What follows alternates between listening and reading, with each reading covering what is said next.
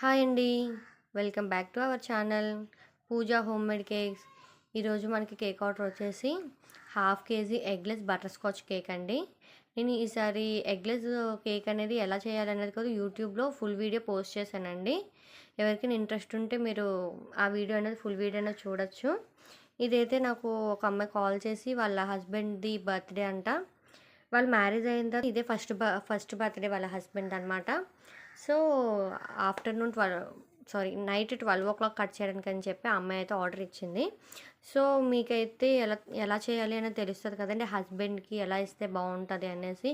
నాకైతే కేక్స్ మీద ఐడియా లేదని చెప్పింది. సో నేనైతే సింపుల్గానే డెకరేట్ చేసుకున్నాను పర్పుల్ షేడ్లో. ఈ కేక్ అన్నది ఎలా ఉంది అనేది కామెంట్ సెక్షన్లో అయితే చెప్పడం అయితే మర్చిపోకండి. ఈ కేక్ అయితే నేను చాలా సింపుల్గానే డెకరేట్ చేశానండి.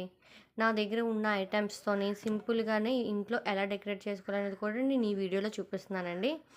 ఎవరికైనా కేక్స్ అనేది ఇంట్రెస్ట్ ఉన్నా మన యూట్యూబ్ ఛానల్ని లైక్ చేసి సబ్స్క్రైబ్ అయితే చేసుకోవడం మర్చిపోకండి. ఇలాంటి వీడియోస్ అనేవి మన యూట్యూబ్ ఛానల్లో చాలా ఉంటాయండి.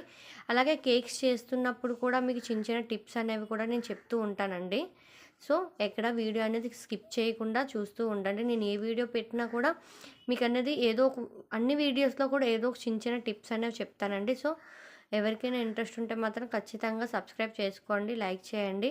కేక్స్ మీద ఏవైనా డౌట్స్ ఉన్నా కూడా నాకు కామెంట్ సెక్షన్లో అయితే అడగడం అయితే మర్చిపోకండి. సో ఇప్పుడు కిందన చిన్న నోజల్తో నేను బార్డర్ అనేది కూడా నేను ఇచ్చేస్తున్నానండి. చూసారు కదా, ఫుల్గా బార్డర్ అనేది ఇచ్చేస్తున్నాను అనమాట. కేక్ అయితే మాత్రం వాళ్ళకైతే సింపుల్గా బాగుంది అని చెప్పారు. కస్టమర్ రివ్యూ అయితే కూడా బాగుందండి. ఎవరైనా కూడా ఇంట్లో కూడా ట్రై చేయండి, చాలా బాగుంటుంది. మన టీ టైం కేక్లో కూడా ఈ పేస్ట్రీ బేస్ అనేది కూడా మనం తినచ్చు, చాలా బాగుంటుంది. ఎవరికైనా కేక్స్లో కానీ ఏమైనా డౌట్స్ ఉంటే కూడా నాకు కామెంట్ సెక్షన్లో అయితే అడగడం అయితే మర్చిపోకండి.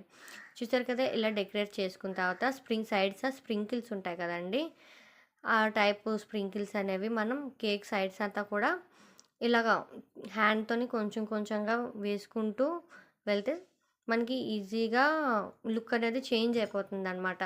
మనం నార్మల్గా ప్లెయిన్ కేక్ కన్నా ఇలాగ స్ప్రింకిల్స్ అనేవి యాడ్ చేస్తే కేక్ లుక్ అనేది మారిపోతుందండి.